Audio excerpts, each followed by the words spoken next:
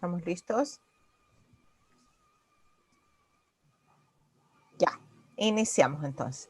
Bueno, muy buenas tardes con todos, con todas. Estamos dando inicio a este nuevo ciclo de charlas desde la ciudad de Copiapó, la Universidad de Atacama, la carrera de Psicología, con motivo de conmemorar justamente la Semana del Psicólogo.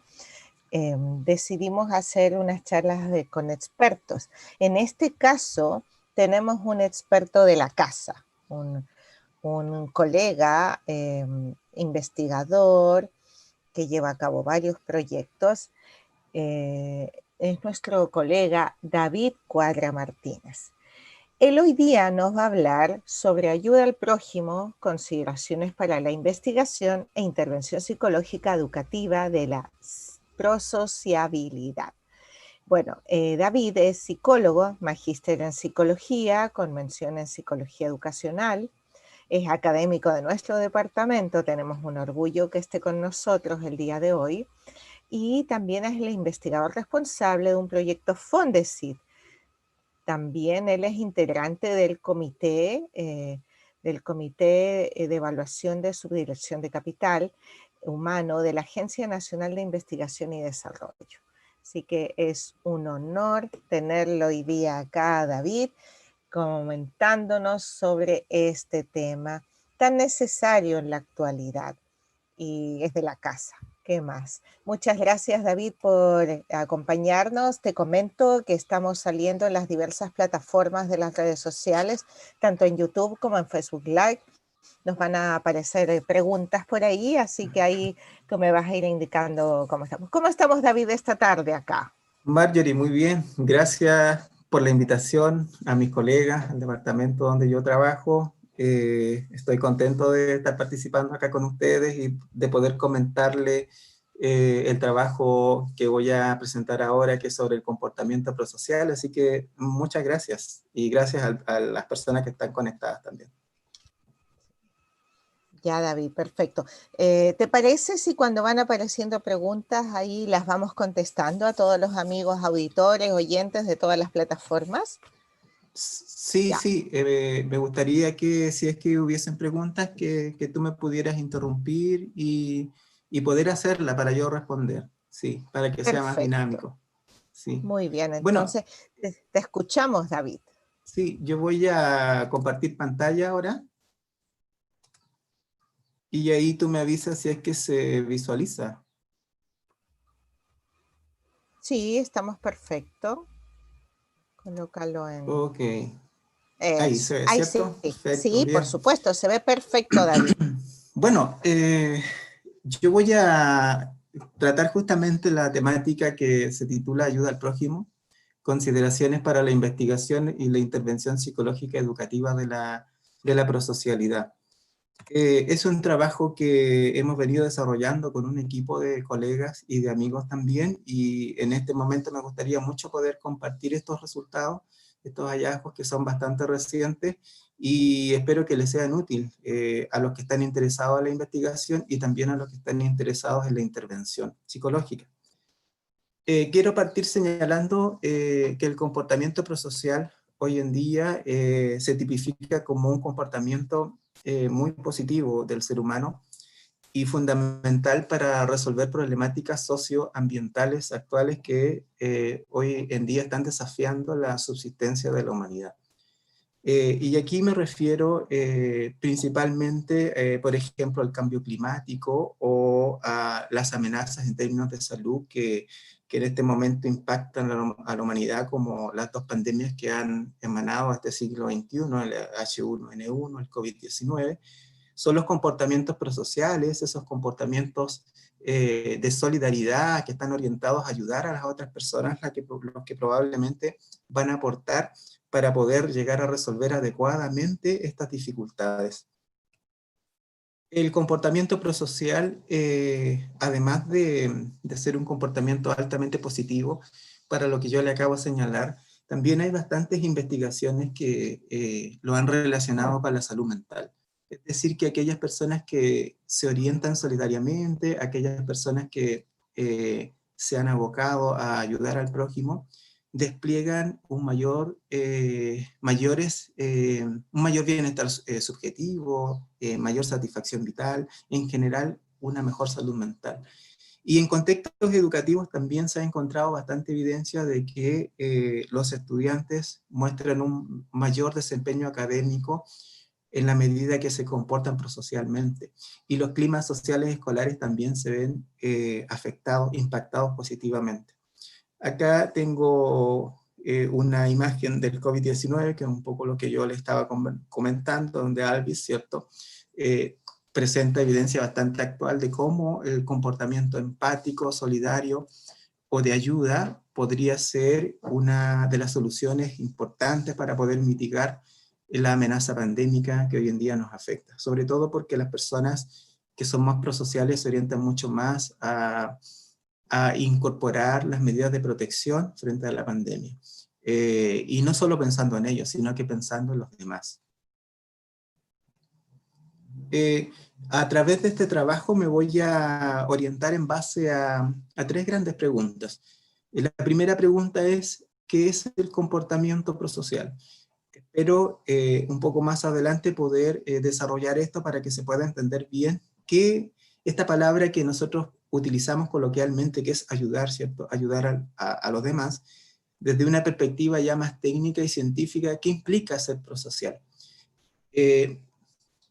Acá yo lo que tengo es una imagen, dice Calamaro, una noticia, perdón, Calamaro canta al Robin Hood argentino.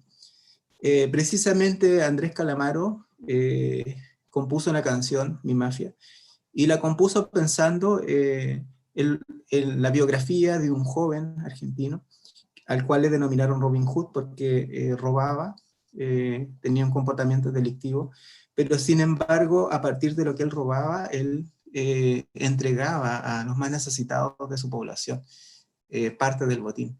A los abuelitos, por ejemplo, les regalaba pantuflas, a las dueñas de casa pasaba repartiéndole mercancía con su pandilla delictiva. Entonces yo lo coloco acá porque una pregunta crítica, ¿cierto?, que alguien podría estarse haciendo es si eso realmente es un comportamiento prosocial o no. Y aparece una frase de la canción, dice, en el día del amigo pueden contar conmigo para sentarme a la mesa de los bandidos, Entonces tiene que ver con cómo él de alguna manera mostraba, desplegaba todos estos comportamientos de apoyo a sus vecinos a partir de lo que él robaba. Bueno, yo espero poder responder qué es el comportamiento prosocial en un momento más. Y otra persona se podría preguntar, por ejemplo, si todos los comportamientos donativos, por poner un ejemplo que emergen en el contexto de la Teletón o de otras obras de caridad, son realmente prosociales o no lo son. Y ahí entonces hay que comenzar a discutir el constructo, cómo se plantea este constructo. La segunda pregunta que yo quiero en este momento responder tiene que ver con el por qué nosotros ayudamos.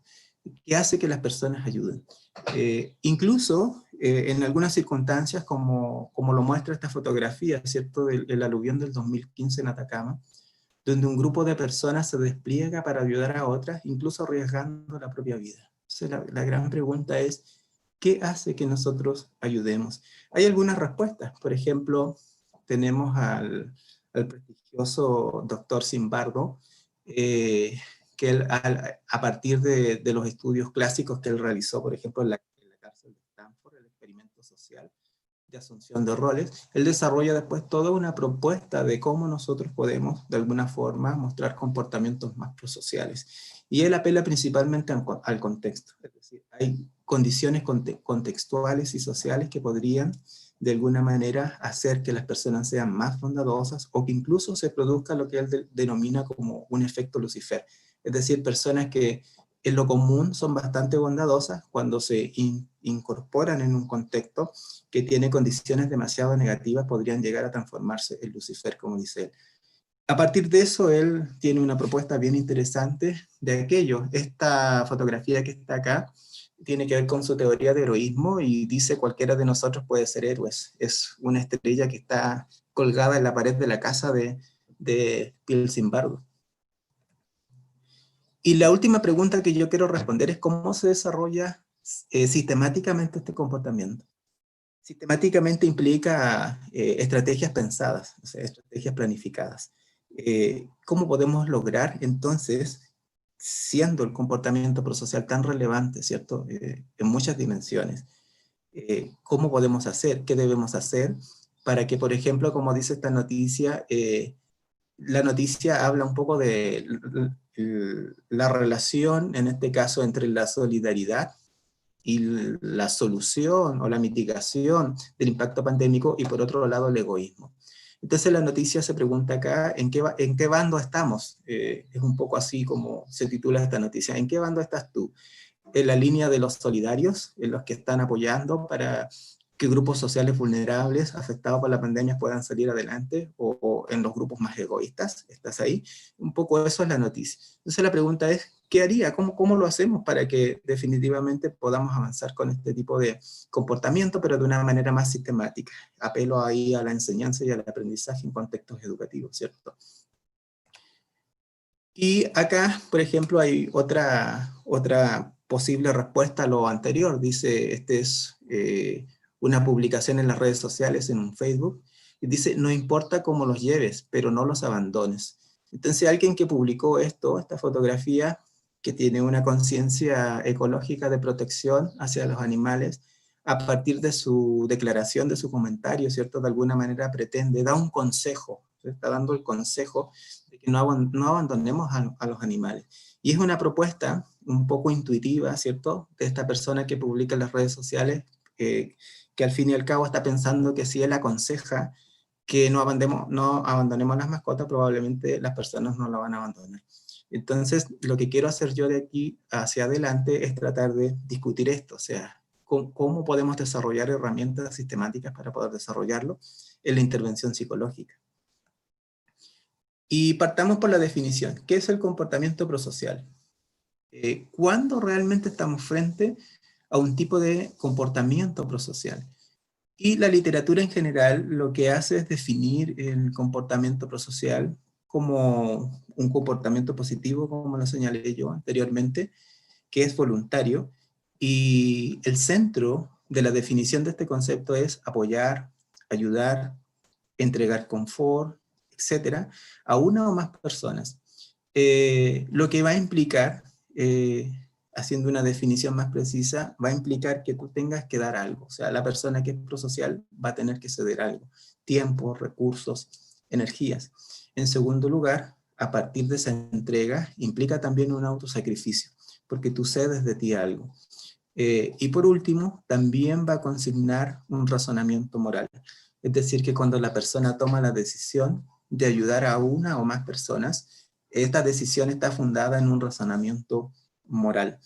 Y este razonamiento moral emerge, diría yo, incluso en aquellos comportamientos que parecieran ser desde un observador externo impulsivos.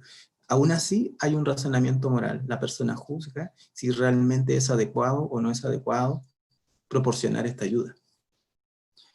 Ahora, no hay una definición, diría yo, totalmente consensuada para poder explicar lo que es el comportamiento prosocial y definirlo. Han coexistido dos grandes posiciones. Una de estas posiciones es más bien conductual, y va a poner acento principalmente y simplemente en la manifestación de una conducta de ayuda. Es decir, que si alguien manifiesta una conducta de ayuda, ya podríamos decir que eso es prosocial. Y por otro lado, hay una definición que está mucho más ligado al altruismo, en donde el eje central del comportamiento prosocial tiene que ver con la empatía y el altruismo. Es decir, que la disposición es lo que va a definir si realmente eso es o no es una conducta prosocial. Y quise poner acá una cita de uno de los trabajos que nosotros hemos realizado en términos de investigación para poder entender mejor este constructo. Son estudiantes voluntarios del aluvión del 2016 de Atacama, estudiantes universitarios. Nosotros le preguntábamos a este grupo qué es ser prosocial, qué es ayudar a los demás. Entonces, esta cita es interesante porque dice, no. Y ahí me chocó el hecho de que ellas venían de Valparaíso y ayudaban, no sé, 5 minutos, se tomaban una foto, 5 minutos otra foto, 5 minutos otra foto, y a mí me molestó eso. Como aparece acá en esta fotografía que está al costado derecho, ¿cierto? Donde aparece un incendio y hay un voluntario que se está tomando una foto. Bueno, para estos participantes con los cuales nosotros buscamos indagar qué era la prosocialidad, definitivamente la definición del concepto tiene que ver con el altruismo y la empatía. Es decir, que el comportamiento prosocial se define en términos de la motivación. Y la motivación implica legítimamente querer ayudar a los demás. A partir de estas dos distinciones, me gustaría también proponer acá, qué es lo que nos dicen las teorías acerca de cómo es que se desarrolla este comportamiento. De nuevo, no hay una sola teoría, hay muchas teorías. En la charla muy interesante de Lucián, la doctora Lucián, de la mañana, ella finalizaba, ¿cierto?, destacando cómo los seres humanos realmente podemos desplegar comportamientos prosociales y cómo este comportamiento está enraizado en nuestra constitución biológica. Nosotros, por herencia, traemos de alguna forma marcadores que nos impulsan a ser prosociales. Y tiene que ver con esta teoría neurobiológica. O sea, neurobiológicamente nosotros estamos habilitados en nuestro sistema nervioso para poder desplegar este tipo de comportamientos que son claves para que en realidad la humanidad pueda subsistir y seguir adelante. Entonces, frente a aquellos pensamientos de si realmente somos o no somos prosociales, la teoría neurobiológica dice que sí tenemos el potencial de ser, en este caso, desplegar comportamientos prosociales, manifestarlos. Desde una perspectiva sociocultural, el comportamiento prosocial va a depender fuertemente, ¿cierto?, de factores contextuales, del contexto familiar, de los valores sociales a la base de este comportamiento. Y, por ejemplo, aparece con fuerza, ¿cierto?, la propuesta de Zimbardo, en donde principalmente aparecen en determinados contextos, ¿cierto?, con ciertas condiciones que te empujan, que te impulsan a desplegar comportamientos que uno podría decir son más negativos, más maldadosos, y por lo tanto, aun cuando tú tengas una personalidad, ¿cierto?, una personalidad que te impulsa a tener un comportamiento típico, que es más bien benévolo, en aquellos contextos tú podrías desplegar un comportamiento negativo. Por lo tanto, la cultura y la sociedad tienen un impacto tremendo. A nivel familiar también, es decir, los estilos de crianza, los estilos de disciplina parental tienen un impacto tremendo en si realmente los infantes van a lograr actualizar ese potencial de comportamiento prosocial. Estilos disciplinarios que tienden a ser extremos, por ejemplo, que se centran en la autoridad, y por otro lado, aquellos que solamente se centran en la entrega de cariño, afecto, amor, que son más condescendientes, sin duda que no facilitan el desarrollo de valores y de comportamientos prosociales en los hijos. Se requiere una mezcla entre la autoridad y el cariño y el afecto para poder desplegar estos comportamientos prosociales. Y lo mismo en los contextos educativos formales. David, tenemos ¿Sí? una pregunta. Si nos Perfecto. preguntan por YouTube, ya estamos saliendo por YouTube también, nos preguntan, ¿algunas instituciones como la iglesia o los colegios fomentan el comportamiento prosocial? Esa es la Sí, pregunta. bueno, qué bueno, agradezco la pregunta. Es una interesante pregunta. Como contextos socioculturales hay bastante literatura de que los contextos religiosos en general tienden a desplegar mayores comportamientos prosociales. La religiosidad ha sido ampliamente estudiada para poder entender el comportamiento prosocial y hay bastante evidencia de cómo la religión se relaciona con el comportamiento de ayuda. Y ya voy a presentar algunas evidencias de algunas investigaciones que nosotros hemos desarrollado en contexto religioso, desde la cual sacamos conclusiones bien interesantes. Y con respecto a las escuelas, Bueno, la literatura y en general lo que se manifiesta ahí es que la educación tiene en este momento un déficit con respecto a la educación socioemocional. Hay un problema para que las escuelas logren instalarla. Nosotros hemos visto que las comunidades saben que es importante la educación socioemocional, pero sin embargo, una de las grandes dificultades tienen que ver con los recursos a todo nivel. Los recursos personales, es decir, las capacidades y las competencias de los equipos de trabajo, para poder instalar la educación socioemocional. Y por otro lado, también los recursos temporales, porque sabemos que hoy en día la educación tiende principalmente a abordar contenidos, ¿cierto? O desarrollos cognitivos mucho más relacionados con ámbitos que se alejan o distan de lo que es lo socioemocional y dejan poco espacio a lo otro. Eso es lo que yo podría decir con respecto a la pregunta. Gracias, David. Tenemos un comentario por YouTube también. Dice, ¿Sí? en mi experiencia personal, he trabajado en distintas actividades, voluntariado en emergencia, y creo que tiene razón. Las causas del comportamiento prosocial es variada. Es un comentario que nos coloca, gracias Dayana Araya lo plantea. ¿Sí? Perfecto. Muchas gracias, Dayana. Justamente voy a presentar unos resultados que tienen que ver con el voluntariado también, que a lo mejor ahí te van a generar algunas dudas o opiniones, así que vamos a seguir adelante para poder llegar a eso. Bueno, y también hay perspectivas psicológicas, ¿cierto?, que ponen acento en un conjunto de capacidades cognitivas y emocionales, y aquí me gustaría nombrar algunas que son interesantes, ya que de alguna forma uno podría decir logran una integración de las distintas teorías que yo vengo planteando acá.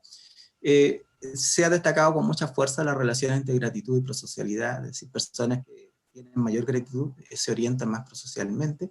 Lo que preguntaba anteriormente la persona, ¿cierto? Las comunidades religiosas, la asistencia a una comunidad religiosa favorece también el comportamiento prosocial y al interior de esta el desarrollo de la fe y de la espiritualidad. También la ayuda en grupo, la visibilización de la necesidad de ayuda que tiene que ver con la percepción del riesgo también, sobre todo cuando hay situaciones de desastres socionaturales. La organización y la planificación de la ayuda, la autoeficacia prosocial también es relevante. Y por otro lado, lo que tiene que ver ya con el autocontrol emocional, el desarrollo de la empatía y sobre todo el razonamiento moral, que yo diría que estas son algunas variables que suenan harto en la literatura. Entonces, las personas que están interesadas en trabajar la prosocialidad en distintos contextos, desarrollarla, ya podrían mirar estas variables para instalar talleres, ¿cierto? O espacios de trabajo que busquen desarrollar estas dimensiones. Y quiero, a propósito del desarrollo de la prosocialidad, quiero comentarle los principales hallazgos de algunos trabajos que hemos realizado con un equipo de colegas que de alguna manera van a orientar la investigación y también la intervención de este tipo de comportamiento. Bueno, este es un estudio cualitativo que nosotros llevamos a cabo acá en la zona, en una comunidad religiosa cristiana protestante, y nosotros, como yo les manifestaba, determinados grupos sociales despliegan mayores comportamientos sociales, por lo tanto nosotros fuimos a mirar esta comunidad para poder entender qué hace la comunidad para que se desarrolle, se enseñe y se aprenda este comportamiento. Y uno de los hallazgos relevantes e interesantes que encontramos tiene que ver con 4 pilares que debería de alguna forma tener una institucionalidad para poder sustentar el desarrollo, la enseñanza y el aprendizaje de este comportamiento.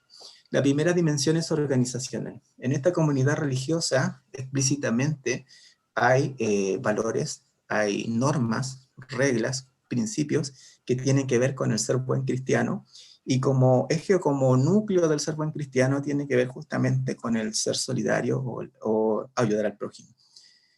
Por lo tanto, una institución debería tener, si quisiese, ¿cierto?, fomentar el desarrollo del comportamiento prosocial, debería tener declarado explícitamente en su planificación estratégica, si es un colegio, en su proyecto educativo, explícitamente debería tener declarado normas, valores, principios relacionados con este comportamiento de ayuda. Hay una dimensión social también que la sostiene, es decir, la comunidad se orienta a la convivencia que nosotros denominamos como prosocial. Es decir, despliega esta comunidad frecuentemente un conjunto de actividades de apoyo, de escucha activa, de consideración de lo que el otro está señalando. Esta comunidad, por ejemplo, los servicios partían a las 7 de la tarde y los miembros de la comunidad llegaban un poquito antes, 10 para las 7, y el servicio partía un poquito pasadito de las 7, pero justamente con la intención de que sus fieles pudieran socializar, encontrarse y precisamente expresarse, apoyo emocional, escucha activa, etc. Entonces, esta dimensión es clave, o sea, una institucionalidad debería desarrollar un espacio para la convivencia prosocial. También hay una dimensión práctica, hay una planeación, una planificación, una calendarización de ayuda al prójimo. Endogrupo y exogrupo para la misma iglesia y fuera de la iglesia. Entonces, semanalmente está instalado este comportamiento.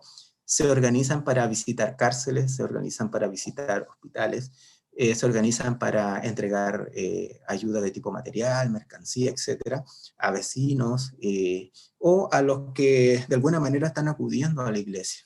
Es decir, eso está agendado, no es de una vez, sino que es una planeación frecuente. Y por último, una dimensión física que tiene que ver ya con la estructura. Hay una estructura, hay un templo, hay elementos físicos, mensajes escritos también, que te invitan a ser un buen cristiano, que te invitan a ser un prójimo que ayuda a los demás. Entonces, también es necesario que exista una dimensión física que favorezca el despliegue de comportamientos prosociales. Otros elementos que nosotros encontramos que son interesantes en este primer trabajo es que si nosotros quisiésemos comprender qué hace que un comportamiento prosocial se arraigue, ¿cierto? Y se mantenga y persevere, en primer lugar es que la prosocialidad cobra sentido en un contexto mayor. Es decir, en este caso es parte de una identidad mayor, que es una identidad cristiana. No soy solidario por serlo, no soy prosocial por serlo, sino que lo soy porque es parte de la identidad cristiana. Y eso hace que se mantenga y que se consolide. Se desarrolla por procesos de socialización, es decir, desde la primera infancia asisten personas a esta comunidad y se sitúan en estos 4 pilares que yo referí anteriormente. Y por otro lado, un proceso de cambio mucho más drástico tiene que ver con los procesos de quiebre existencial que le ocurren a los cristianos conversos. Los cristianos conversos pasan por una crisis existencial compleja y de alguna manera llegan a una comunidad religiosa de este tipo y se encuentran con un soporte, que son los 4 pilares anteriores, un soporte que de alguna manera les permite yo diría, otorgar un nuevo significado a esa crisis por la que están pasando. Una enfermedad terminal, una pérdida familiar, una cesantía. Entonces, cuando ingresan a la comunidad, esta comunidad logra de alguna forma que esta persona reinterprete el problema. Y esa reinterpretación es más positiva que como era antes. Y muchas veces también ocurre que esta crisis se resuelve al interior de la comunidad. Y eso lo que hace es que el converso desarrolle fe y desarrolle gratitud. Y ambas dimensiones son claves para poder desplegar comportamientos prosociales. Fe, porque la divinidad que creen la definen como un ser superior bondadoso. Y gratitud a este ser superior, ¿cierto? Porque resolvió su quiebre existencial o transformó su vida. Y por lo tanto, a partir de eso despliegan comportamientos prosociales porque comienzan a forjar la identidad cristiana. Es decir, se orientan a ser un buen cristiano. También encontramos que hay una sistematización de la enseñanza del ser buen cristiano que realmente es, diría yo, asombrosa en términos de las didácticas que se utilizan. O sea, hay unas metodologías de enseñanza para ser un buen cristiano, entre comillas, ¿cierto?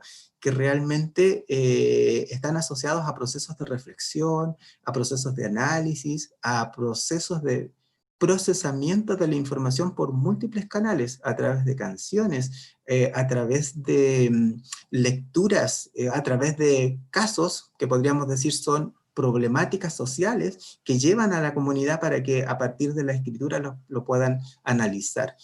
Y otro de los hallazgos interesantes tiene que ver con que necesariamente para poder desplegar frecuentemente de comportamientos prosociales se necesitan dos explicaciones o dos creencias que están muy arraigadas en ellos, que la primera tiene que ver con que el hombre ha sido hecho, el hombre y la mujer ha sido hecho a imagen y semejanza de Dios, y Dios es un ser bondadoso. Y por lo tanto, ellos tienen el potencial de ser bondadosos. Y lo segundo es que hay algo superior, en este caso trascendente, para ellos sería Dios, ¿cierto? Que le está mandatando ser prosociales. Deben ser buenos cristianos y por lo tanto actuar a imagen y semejanza de Jesucristo. Estos David, elementos, ¿sí? David, te Sí, comento que tenemos dos preguntas. Una de perfecto. Pablo Castro. Muchas gracias, Ujú. Pablo. Pablo te consulta. En una escuela se requiere mucha cohesión valórica para poder formar en prosocialidad. ¿Cómo eso es viable con la diversidad de creencias y el respeto y defensa que hacemos hoy de esa diversidad? Eso nos pregunta Pablo. En una escuela se requiere mucha cohesión valórica para poder formar en prosocialidad. ¿Cómo eso es viable con la diversidad de creencias y el respeto y defensa que hacemos hoy de esa diversidad? Sí, no es una pregunta sencilla, para mí es una pregunta bien compleja porque efectivamente hoy en día la escuela, ¿cierto? Uno de los principios tiene que ver con que se logre la inclusión. Y definitivamente la inclusión de una diversidad de pensamientos, ¿cierto? Y de posiciones. Entonces no es tan fácil lograr de alguna forma lograr que las comunidades educativas se abran, ¿cierto?, a la aceptación de opiniones distintas. En este caso, para mí, desde el trabajo que yo he venido realizando, tiene que ver mucho con cómo podemos rescatar la subjetividad. Si nosotros no rescatamos la subjetividad, si nosotros no rescatamos la experiencia biográfica del otro, si realmente no conocemos la biografía y el sentido de vida del otro, va a ser muy difícil que podamos comprender esa diversidad y por lo tanto aceptarla. Un primer acercamiento a esto tiene que ver justamente con que en los contextos educativos, por ejemplo, los psicólogos logren reconstruir la biografía de estos distintos grupos sociales para que se conozcan, para que desde ahí uno pueda desarrollar la empatía y recién uno podría desplegar comportamientos prosociales. Yo creo que un camino debería ser aquello. Uno de los problemas que creo yo sucede mucho en los contextos educativos es que se busca la aceptación de la diversidad por caminos más bien formales, es decir, con conocimientos formales a partir del cual se pretende que uno aprenda ciertos principios, ciertas orientaciones para guiarte con el otro. Pero sin embargo, si eso no está fundamentado, ¿cierto?, arraigado en la comprensión biográfica, en la historia de vida del otro, en la experiencia del otro, va a ser difícil. Y para eso necesitamos herramientas subjetivas, es decir, necesitamos hacer un rescate de estas distintas subjetividades. Ya. No sé si lo logro responder, ¿sí? Vamos a ver con Pablo que nos hizo esta pregunta. Dayana Araya te consulta. Ujú, sí. ¿Podría describir más el razonamiento prosocial que señaló previamente? Y también quiere saber cómo ese razonamiento prosocial se plasma en el currículum del proceso educativo. Se plasma en el currículo del proceso educativo. Eso quiere Sí, saber Dayana. cuando las personas van a desplegar un comportamiento de ayuda o prosocial, requiere hacer un juicio. Y ese juicio implica, en primer lugar, hacer un análisis, incorporar la información de lo que está sucediendo y hacer un análisis si realmente el otro requiere o no requiere la ayuda. Los comportamientos prosociales son ayudas que realmente son efectivas para los demás precisamente porque las personas tienen este razonamiento moral, o sea, tienen la capacidad de analizar si realmente lo que ellos van a hacer va a tener un impacto que definitivamente resuelva la necesidad de un otro. Un ejemplo práctico sería en un colegio, un compañero, por ejemplo, que todos los días se encarga de llevar a todos lados a su amigo o a su amiga que tiene una discapacidad física y anda en silla de ruedas, por ejemplo.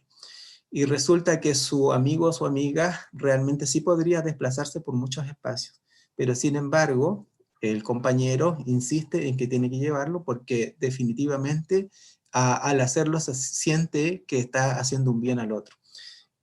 Hay circunstancias en donde uno podría equivocar el comportamiento de ayuda y más bien podría dañar al otro, como sería este caso, ¿cierto? En donde uno podría estar limitando el desarrollo del otro. Entonces, para eso nosotros necesitamos un razonamiento moral. Y en segundo lugar, lo del currículum me gustaría trabajarlo por lo que viene más adelante, si me lo permite Dayana, que tiene que ver con las recomendaciones que yo voy a dar justamente para la intervención, ¿sí? Bueno, en el segundo estudio que nosotros realizamos, un estudio cuantitativo de nuevo con población religiosa, y nosotros nos orientamos principalmente a tratar de probar algunas hipótesis que emanaron desde la investigación cualitativa. Y la primera pregunta es si es que definitivamente la religión, en contextos religiosos, se despliegan o no mayores comportamientos prosociales. Medimos comportamiento prosocial y encontramos que quienes asisten a una comunidad religiosa definitivamente sí muestran mayores niveles de comportamiento prosocial, esto con una adecuada potencia estadística, un tamaño del efecto suficiente como para poder establecer esta relación.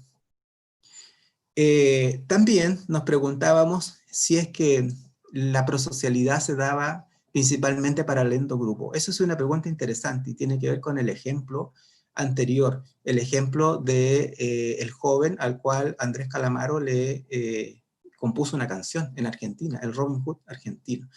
Entonces, pues, retomo eso. El Robin Hood argentino, ¿con quién era prosocial? ¿Era prosocial realmente es la pregunta? Eso se resuelve cuando nosotros consideramos los conceptos de endogrupo y exogrupo. O sea, él sí era prosocial con su endogrupo. Con su propia comunidad él era prosocial. Más con el exogrupo definitivamente mostraba un comportamiento delictivo desde una perspectiva jurídica, ¿cierto? Y legal. Entonces, en este caso, la pregunta es si las religiones que despliegan comportamientos prosociales lo son más con ellas mismas. Si es una religión distinta, son menos prosociales. Y la literatura advierte también de aquello. O sea, hay una posición científica que señala que las religiones tienden más bien a desarrollar discriminación en vez de comportamientos prosociales y que tienden a desplegar la ayuda hacia su propia comunidad. Bueno, lo que nosotros encontramos acá es que efectivamente sí hay despliegues de comportamientos prosociales, independiente de que la persona pertenezca o no pertenezca a la comunidad religiosa que estudiamos, pero sí había una diferencia en el tipo de comportamiento prosocial. Es decir, que cuando el miembro de la comunidad era el que requería la ayuda, la tendencia era a incluir la ayuda material también. Y eso ha sido una pequeña distinción con respecto a cómo se manifiestan este tipo de comportamientos. La otra pregunta es acerca de la gratitud. Si realmente la gratitud era generadora o no de mayores comportamientos prosociales. Y lo que encontramos acá es que definitivamente sí, las personas que son capaces de vivenciar una mayor gratitud tienden a ser más prosociales. Y finalmente nos preguntamos entonces qué es lo que predice el comportamiento prosocial, qué hace que las personas se desplieguen prosocialmente en estos grupos. Y encontramos que hay tres variables que lo podrían explicar. En primer lugar, la gratitud es un predictor, la asistencia a la iglesia es un predictor y la religiosidad extrínseca social también sería un predictor. Esto con un tamaño del efecto moderado que en ciencias sociales es bueno, o sea, explica bastante. En el tercer estudio, que es cualitativo, nosotros nos desplegamos y dijimos, bueno, ya hemos mirado al interior de las iglesias qué pasa con el comportamiento prosocial, ahora debemos mirar, observar qué está pasando en otras comunidades, como el grupo de voluntarios, que son los que despliegan muchos comportamientos prosociales. Hicimos un trabajo ahí también, y con jóvenes voluntarios, estudiantes universitarios de acá, de la zona, que habían participado en la reconstrucción para el aluvión de Atacama. Y yo quiero destacar solo cinco de los hallazgos que encontramos. Primero, con respecto a la disputa que hay en cómo se define el comportamiento prosocial, si este es solo una manifestación conductual o tiene que implicar empatía y disposición, altruismo. Los propios voluntarios señalaban que no, que tenía que ser con altruismo. O sea, el comportamiento prosocial era genuino si es que yo realmente lo que quería era ayudar a los demás. En segundo lugar, nos confirmaban que cuando ellos despliegan comportamientos prosociales, lo hacen planificadamente. O sea, se requiere planear la respuesta. Con respecto al desarrollo, ellos destacaron las experiencias infantiles y las experiencias educativas y cómo en este caso la educación valórica podría ser un potenciador del desarrollo de los comportamientos prosociales. Y un hallazgo interesante tiene que ver con cómo se mantiene este comportamiento. Nosotros le preguntábamos, bueno, pero cuando tú estás ayudando, porque hay mucho esfuerzo en lo que tú haces, estás utilizando una pala para sacar el barro, es un trabajo muy arduo. ¿Cómo se mantiene eso? ¿Qué tiene que hacer una persona para poder perseverar en ese comportamiento prosocial? Y uno de los elementos clave tenía que ver con que era necesario que el comportamiento de ayuda se desplegara en grupo. Es decir, el comportamiento de ayuda individual no es tan potente como cuando este se organiza y se planifica en grupo. Es decir, y además los que integran ese grupo tienen alguna afinidad, son amigos, son parientes. Entonces, eso es un fuerte mantenedor de los comportamientos prosociales, lo que nos indica que si nosotros queremos fomentarlo y desarrollarlo, por ejemplo, en la escuela, no es muy suficiente que un profesor diga, por ejemplo, niños, mañana tienen que traer una colaboración en dinero porque vamos a ayudar a tal persona. Esa sería una ayuda más bien individual del estudiante. En cambio, si el profesor hiciera que se armaran equipos para pensar cómo se va a desplegar la ayuda, eso podría lograr que se fomente y se mantenga el comportamiento prosocial. Y por último, la pregunta tenía que ver con qué es lo que motiva el comportamiento prosocial, y en este caso lo que manifestaban los jóvenes voluntarios principalmente era este razonamiento moral del que yo hablaba, le comentaba a Dayana, que es una evaluación de la magnitud de la emergencia en primer lugar. La afectación colateral negativa, es decir, también cuánto ellos se ven afectados por la emergencia. Podían desplegarse la ayuda en la medida que habían condiciones contextuales familiares para poder salir a dar la ayuda. Si en caso de que no las tenían, era más difícil que pudieran organizar y entregar la ayuda. Y por otro lado, la satisfacción personal y contar con los recursos para ayudar. Con respecto a la satisfacción personal, hay un cuerpo de literatura que dice que en realidad las personas no son tan prosociales, sino que lo hacen porque quieren de alguna manera tranquilizar su propia conciencia, y por otro lado porque la persona que es prosocial desarrolla en sí misma también emociones positivas. Desarrolla emociones positivas en el que recibe la ayuda, pero también en él. Entonces, varios autores dicen que este comportamiento de ayuda se sustenta solo por eso, o sea, es un acto más bien egoísta, porque yo quiero sentir satisfacción personal. Pero yo quiero hacer una diferencia ahí, porque en las investigaciones que hemos realizado y otro grupo de autores que están bastante presentes en este tipo de trabajos, la distinción que hacen es que naturalmente uno va a poder sentir satisfacción de ayudar a otro, pero la diferencia está en que uno no busca esa satisfacción, es una consecuencia del comportamiento de ayuda. No va a ayudar porque quiera sentir esa satisfacción, la obtiene como una consecuencia, ¿ya? El estudio número 4, nosotros ya nos empezamos a focalizar en los contextos educativos formales y le preguntamos a las educadoras de párvulo, pensando en la infancia, ¿qué creen ellas acerca de este tipo de comportamiento y cómo se podría sustentar, cómo se desarrolla en estos contextos educativos formales? Hicimos entrevistas ahí y lo que quiero hacer es recalcar solo 5 de los resultados que nosotros encontramos. Se vuelve a repetir un poco lo que encontramos en la comunidad religiosa. Se necesita una explicación, una creencia o una teoría subjetiva esencialista que sustente, que afirme que realmente los seres humanos sí pueden ser bondadosos, pueden ser buenos, pueden ser prosociales o solidarios. Podría parecer esto lógico, ¿cierto?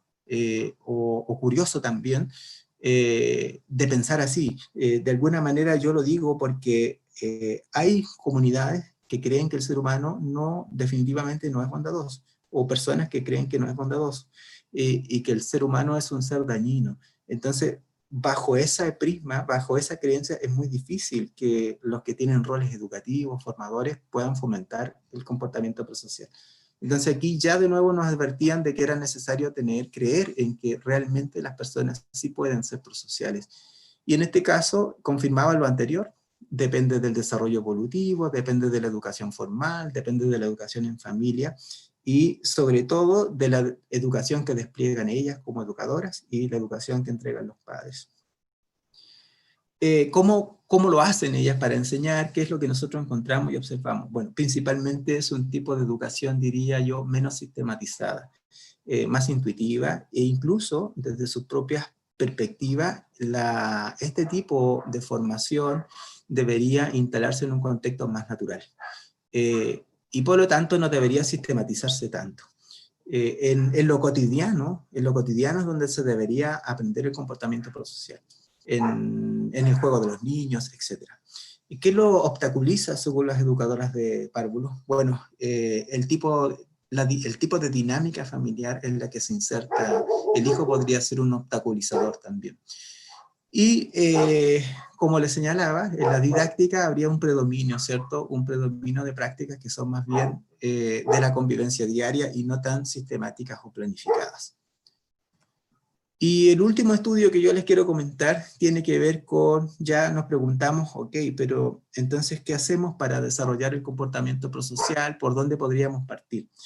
Y un poco lo que le respondía a Pablo, que hacía la pregunta anterior, ¿cierto? ¿Cómo podemos dar un primer paso para comenzar a instalar el comportamiento prosocial en las escuelas para poder desarrollarlo en los estudiantes? Acá nosotros trabajamos con estudiantes de educación secundaria y fue un taller, diría yo, que permitió sacar hartas lecciones. La primera lección era bastante interesante porque había explicaciones, conocimientos intuitivos o creencias en estos estudiantes que obstaculizaban, que negaban la posibilidad de aprender el comportamiento prosocial en la enseñanza media. Y la explicación sencilla era que esto se aprende en la familia, o sea, se aprende en la infancia. Yo podría apelar ahora al dicho que dice, árbol que nace torcido jamás su tronco endereza. O sea, si no se hace cuando es niño, ¿por qué se va a hacer ahora? ¿Por qué se va a hacer en este momento? Es muy difícil. Entonces había una incredulidad, ¿cierto? Una falta de confianza en que realmente la educación formal, en el nivel en que se encontraban ellos, podría realmente promover este comportamiento. Y el desafío era, sin duda, ¿cierto?, generar en ellos expectativas positivas y confianza en que sí se iba a poder, porque nosotros íbamos a instalar un taller. Entonces, ¿cómo generar esa confianza en ellos para que realmente pudieran participar en el taller, no obligadamente, sino que pensando en que efectivamente les iba a ser útil? Eso fue como lo primero, ¿cierto? Y nos dimos cuenta en esa oportunidad de la relevancia de las explicaciones ontológicas, epistemológicas, relacionadas con la bondad y con la maldad humana. Es decir, en primer lugar, es muy necesario rescatar este tipo de subjetividad, rescatar este tipo de conocimiento informal para que los estudiantes puedan discutirlo, debatirlo, y a partir de eso recién se puede generar una flexibilidad cognitiva para que puedan incorporar nueva información más práctica de lo que significa el comportamiento prosocial o cómo se define este. Por lo tanto, es necesario indagar, ¿cierto?, en este tipo de creencias y generar dinámicas, estrategias para que los estudiantes puedan debatir respecto de su propio pensamiento, su propia forma de explicar el comportamiento prosocial. Y a partir de la implementación de este taller, la evaluación, que fue una evaluación cualitativa, nos mostró que efectivamente se habían reconstruido las creencias prosociales. Las más importantes, las fundamentales para que se orientaran a aprender más de prosocialidad tenían que ver con que efectivamente en ese nivel educativo sí es posible aprender de prosocialidad. Lo segundo es que aun cuando estemos en una sociedad, que puede ser una sociedad que tiene valores más egoístas, por ejemplo, aún así es posible aprender a ser prosocial. Y por lo tanto, desde ahí orientarse a instalar prácticas prosociales. Y el otro hallazgo interesante fue que ellos reportaron que habían tenido una mejora en el clima de aula y en la convivencia entre ellos también. Consideraciones para la investigación. Yo quiero señalar acá 5 preguntas que creo yo que son relevantes de comenzar a indagar y para poder incluir nuevo conocimiento que nos permita seguir avanzando en esta temática. Primero, cómo se produce la enseñanza y el aprendizaje de la prosocialidad en la familia, de eso tenemos menos evidencia, y es preciso seguir investigando ahí, tratar de entender mejor los estilos parentales, la disciplina parental, y ojalá en lo posible con métodos cualitativos, entender qué prácticas, qué dinámicas, qué orientaciones utilizan los padres para favorecer o no este tipo de comportamiento. En segundo lugar, una gran pregunta es qué se requiere para que cobre mayor sentido, valor y aplicación en las escuelas. ¿Qué está faltando? Y ahí es necesario, de nuevo, interrogar, ¿cierto? Indagar, preguntar en los distintos agentes educativos para poder entender qué podemos hacer para que, aun cuando los limitados recursos que tienen las comunidades educativas en términos de tiempo o otros recursos financieros, se puedan aprovechar los espacios y los tiempos de manera óptima para poder implementar actividades que tiendan a desarrollar la prosocialidad. ¿Qué programas podrían ser más efectivos? Hay programas diseñados, por citar solo algunos, los de Garay Gordoville, que están centrados en el juego y en el desarrollo moral, pero es necesario ahora tratar de entender cuáles podrían ser más efectivos y cuáles podrían ser no tan efectivos. Y también, ligado con la última pregunta, ¿cuáles podrían ser más apropiados para determinados desarrollos evolutivos? O sea, los que tienen que ver con razonamiento moral, ¿cómo lo podemos desarrollar, gestar en contextos preescolares y primarios? Es más difícil, se requieren didácticas y estrategias específicas para este tipo de grupos. Y una gran pregunta, que es la 4, es cómo el conocimiento formal, y con conocimiento formal me refiero principalmente de la psicología, de nuestra disciplina, cómo nuestro propio conocimiento ha conllevado a que los grupos sociales, las comunidades, utilicen este tipo de conocimiento de manera argumentativa para negar o para favorecer, en este caso, un comportamiento prosocial. Entonces ahí nosotros sabemos que en psicología hay distintas escuelas, distintos pensamientos, y algunos ponen más acento en la maldad humana, en el descontrol, y otros ponen más acento en el amor humano, en la actualización, el desarrollo. Y hoy en día la comunidad, por lo que nosotros hemos visto, utiliza argumentos de este tipo para aseverar si el ser humano realmente es o no es bondadoso, o más bien es un ser malévolo, malvado, macabro. Y eso puede inhibir el despliegue de comportamientos prosociales. Y por ahí también es interesante poder indagar qué está pasando con eso. Para la intervención yo tengo algunos puntos que me gustaría comentar ya para ir cerrando esta presentación. Bueno, lo que le explicaba anteriormente a Pablo, es crucial abordar la subjetividad para poder desarrollar el comportamiento prosocial que creen las personas, cuáles son sus explicaciones intuitivas del desarrollo, de las consecuencias de la prosocialidad. La necesidad de desarrollar autoeficacia prosocial es clave y va muy de la mano del punto 1. Es decir, en la medida que la persona no se sienta capaz de desplegar comportamientos de ayuda y en la medida que crea que otros tampoco son capaces, va a ser muy difícil que se orienten. Por lo tanto, necesitamos instalar talleres que te permitan de alguna manera aumentar la autoeficacia prosocial. Bueno, una actividad concreta que se me ocurre ahora tiene que ver con la posibilidad de identificar comportamientos prosociales. A veces las personas tienden a pensar que no somos tan prosociales y resulta que en el día a día todos nosotros desplegamos un montón de comportamientos prosociales. Solo por poner un ejemplo, saludar es un comportamiento prosocial si es que tu intención es reconocer al otro con un saludo. Entonces, si tú comienzas a identificar que efectivamente eres prosocial, te vas a dar cuenta que sí lo puedes hacer.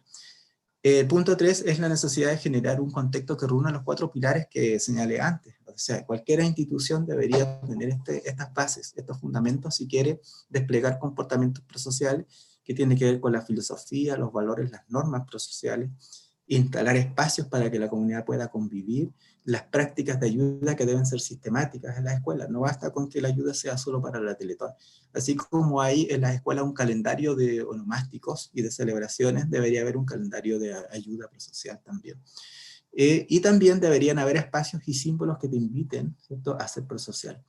El 4 dice fomentar la prosocialidad grupal, que era lo que yo les comentaba. O sea, los profesores deberían, en lo posible, generar equipos de trabajo, muy relacionado con lo que nos expuso Luciane en la mañana, con los equipos de ayuda.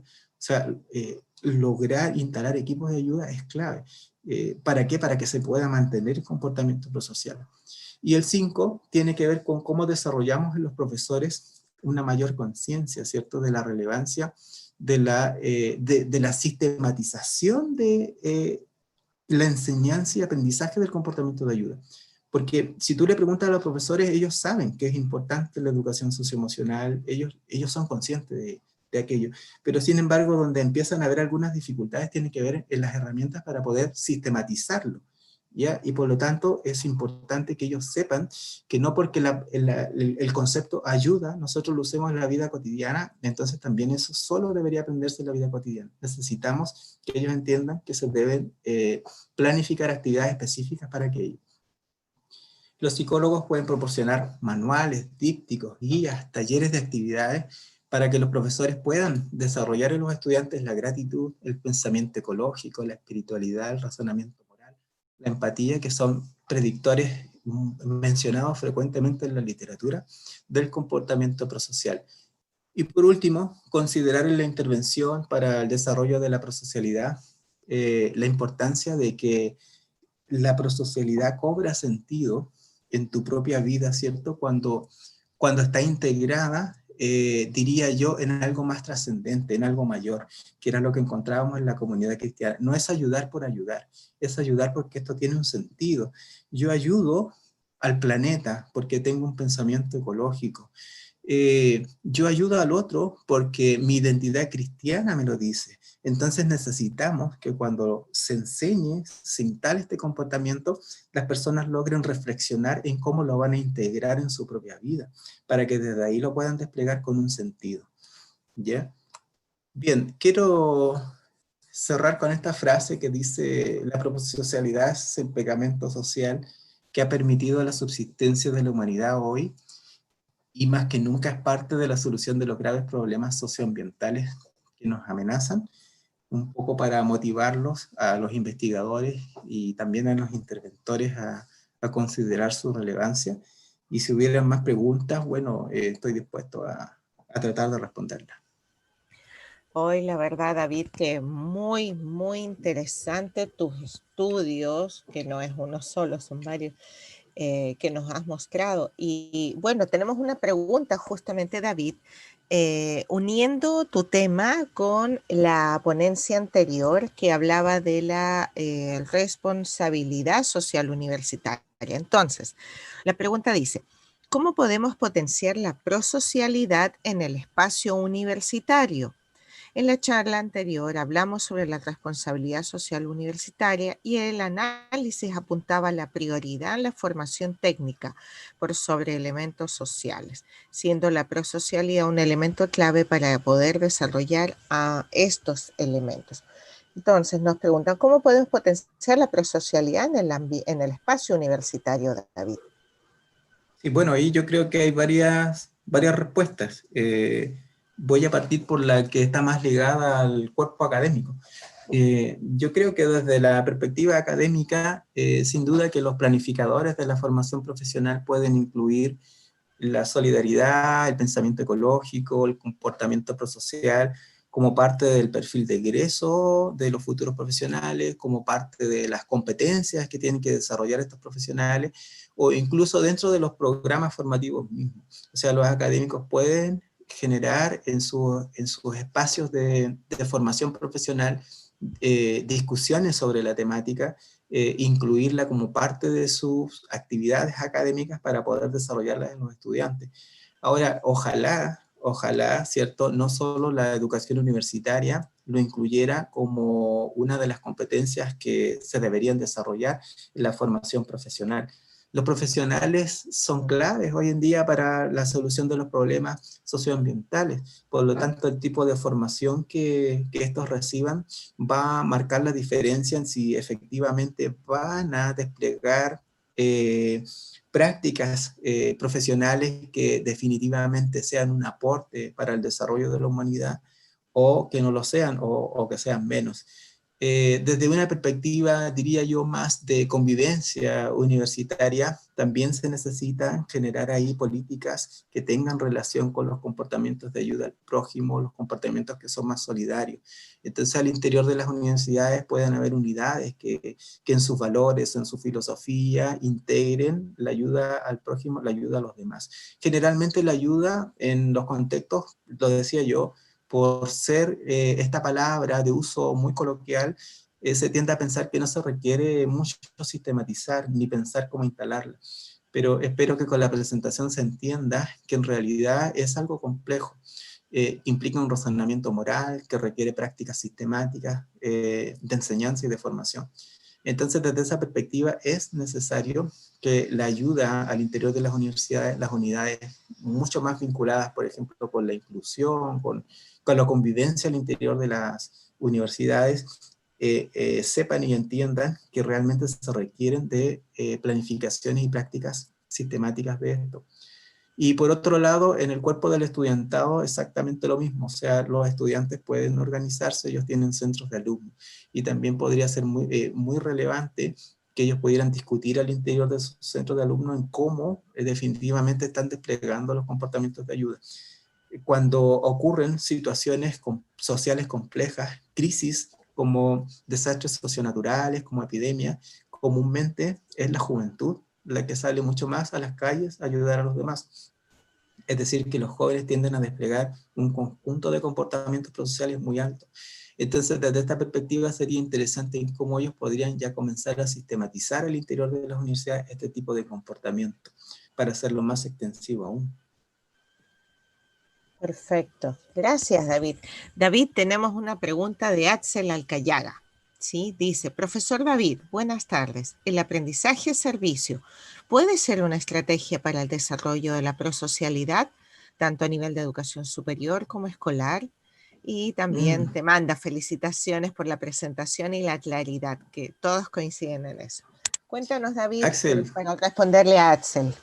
sí, muchas gracias. Axel, gracias por estar acá en esta presentación. Y bueno, le quiero comentar que Axel hizo su tesis justamente en comportamiento prosocial, así que él también tiene cosas que contar y aportar con respecto a esto, bien interesante, que tiene que ver con las prácticas prosociales. Creo que es una pregunta que no es tan fácil de responder. Yo creo que depende de cómo se despliegue el aprendizaje más servicio. Hay algo interesante que lo quiero relacionar con el desarrollo de la identidad profesional también. Fíjate que cuando los estudiantes se incorporan a desarrollar prácticas profesionales, uno de los elementos que puede favorecer una mayor identidad profesional es que los estudiantes precisamente logren entender que en ese contexto su aporte tiene que ver con la comunidad educativa. Es decir, están ahí para aportar en esa comunidad, aportar desde sus saberes, desde sus conocimientos. Si los estudiantes no logran entender eso y por lo tanto el motivo por el cual están desarrollando esa práctica profesional es para responder a las responsabilidades educativas, es decir, siguen pensando en que tienen que entregar el informe, en que que les van a poner una nota y están mucho menos pensando en las necesidades de esa comunidad, desarrollan menos identidad profesional. Con el comportamiento prosocial, en un aprendizaje de tipo más servicio, podría suceder exactamente lo mismo. O sea, va a depender mucho de la motivación, creo yo, que tenga el estudiante. Si el estudiante está ahí porque realmente hay una disposición, ¿cierto? Un despliegue de competencias, de saberes en pro de la comunidad, sin duda que va a favorecer mayores niveles de comportamiento prosocial, ese tipo de experiencia.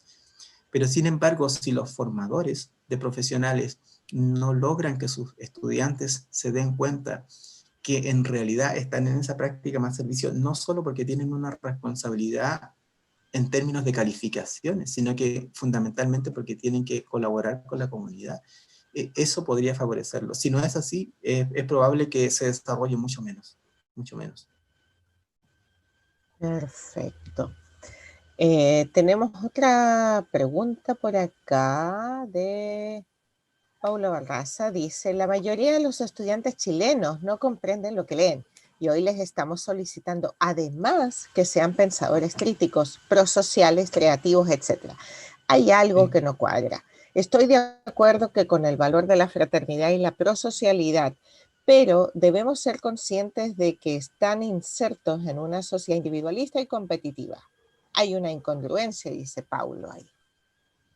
Sí, efectivamente, concuerdo con lo que dice Paulo, de que hay sociedades que son mucho más egoístas, más individualistas, y por lo tanto es más complejo instalar el comportamiento prosocial. Yo creo que lo razonable es pensar, es reconocer, ¿cierto?, de que la tarea va a ser más compleja, la tarea es más difícil. Pienso que lo erróneo sería pensar en que no es posible, que es un poco con lo que nos hemos encontrado y lo que he presentado yo cuando algunas comunidades dicen, dado que vivimos en una sociedad que es individualista y que es egoísta, entonces no podemos desarrollar la prosocialidad en las personas. Eso creo yo que sería una forma de pensar más limitada en el sentido de que no va a favorecer el despliegue de comportamientos prosociales, ni tampoco la autoeficacia prosocial. Reconocerlo, sin duda, incluso podría facilitarlo, porque te podría orientar a encontrar soluciones para poder avanzar al respecto. Perfecto. David, tenemos de Carol Rivera. Carol Rivera dice, un comentario, es indispensable incluir en las actividades y talleres de fomento de lo prosocial en las escuelas, tanto a los estudiantes, al colegio y la familia. De esta forma se produce el refuerzo de lo prosocial y se asegura la sincronía que entre entorno escolar y familiar. Te felicito, excelente presentación y muy relevante el tema, querido profe. Eso nos comenta Carol. Sí, completamente de acuerdo. O sea, en la medida que nosotros logramos una integración entre los distintos agentes educativos, sin duda que podemos lograr mayores avances al respecto, claro. Ahora, una de las complejidades de los contextos educativos es cómo lograr la participación de la familia. Por muchas razones puede ser, ¿eh? Uno no necesariamente tendría que pensar en que están desmotivados o desligados de la educación de los hijos. Hay un montón de responsabilidades que a veces inhibe la participación familiar. Hemos visto que también los tiempos escolares no están alineados entre los tiempos familiares y los tiempos institucionales, extraescuela. Entonces, conciliar el tiempo que hoy en día organiza y estructura la escuela con otras institucionalidades como la familia es muy complejo, no es tan fácil. Entonces la participación de la familia puede ser, se podría deber a múltiples razones, pero en la medida que nosotros lo logramos, sin duda que favorecemos una mejor coordinación para la educación del hijo. Y creo que la pandemia, y ahí quiero rescatar algunas cosas que le he escuchado a mi colega Pablo Castro, que está presente acá. Le mando un saludo, Pablo, ¿cómo estás? Que Pablo ha dicho, bueno, no todo en la pandemia es tan malo, o sea, hay cosas que nosotros hemos podido rescatar positivamente, un montón de cosas que son positivas. Y una de estas tiene que ver justamente con la posibilidad de comunicarnos como lo estamos haciendo ahora. Es probable que también para aquellos padres que no pueden estar presentes en la escuela, nosotros nos podamos comunicar a través de estos medios también. Y eso podría tal vez facilitar la participación parental para justamente instalar procesos educativos como lo que estamos hablando ahora. Perfecto, efectivamente. Todo lo que nos has ido hablando de la prosocialidad, si bien es cierto, son términos que se están acuñando en la sociedad, pero falta desarrollarlos, como tú muy bien dices, con todas estas interacciones, estas prácticas, todo esto que hay que hacerlo desde lo personal hacia lo institucional y que se dé el contexto. Muy bien. Vamos a ver si hay algún otro comentario, ¿no? Ya. Efectivamente. Bueno, estamos en las diversas redes sociales, estamos en YouTube, estamos por Facebook Live, así que agradeciéndote, David, por esta entrega de conocimiento de todas tus investigaciones que tú has realizado en relación a la prosocialidad, que justamente los invitas a desarrollar este proceso. Muchas gracias también a todos en nombre de la universidad, nosotros como colegas también muy orgullosos de tenerte a ti y a todos los colegas que investigan y que están en en este proceso de crear mayor conocimiento y activar conocimiento de todas maneras. Así que muchísimas gracias a nombre de nosotros como departamento y de la Universidad de Atacama, de todas maneras. Y les agradecemos a todos los oyentes que han estado con nosotros en todas las diversas plataformas que se ha desplegado estas actividades. Así que muchísimas gracias, David, por todo esto. Bueno, muchas gracias a mis colegas que me dieron esta oportunidad, al Departamento de Psicología de la Universidad de Atacama. Muy contento por la presentación, muy agradecido de los participantes también, de sus comentarios, de sus preguntas. Y quiero aprovechar también de, ya en una posición más de subdirección del Departamento de Psicología, dar las gracias a todos los que se han conectado para de alguna manera participar de este ciclo de charlas que se han venido desarrollando durante esta semana. Agradecer a los expositores nacionales e internacionales que muy generosamente han puesto a disposición de todos nosotros sus conocimientos, su experticia, que han sido extraordinariamente relevantes, ¿cierto? Y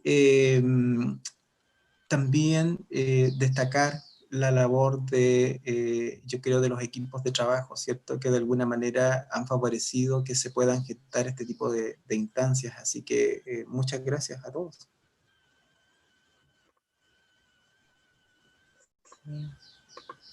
Gracias, David. Bueno, yo igual quería sumarme a las palabras de cierre en representación de la Comisión de Vinculación a todas las personas que participaron en este ciclo de charlas en celebración de nuestra semana, ¿cierto?, de nuestro Día del Psicólogo y las Psicólogas, y que agradecemos a cada uno de los y las expositoras que nos compartieron sus conocimientos, y también a los participantes en relación a las preguntas. Estas actividades, como comisión y como departamento, teníamos la idea de que fueran abiertas a la comunidad, así que creo que hemos logrado ese objetivo. Así que todas las personas que nos han escuchado durante estos 2 días, 2 jornadas largas de charlas, y dejarlos invitados también a nuestros estudiantes y a nuestras estudiantes a poder participar en la última actividad que tenemos para conmemorar nuestra semana, que es la actividad de cuentos, para que puedan sumarse y participar activamente de todas las actividades que hemos organizado con la comisión y, bueno, y con todo el departamento, que es parte de todo el equipo, para ustedes durante esta semana. Así que muchas gracias a nombre de todos los que organizamos esta actividad.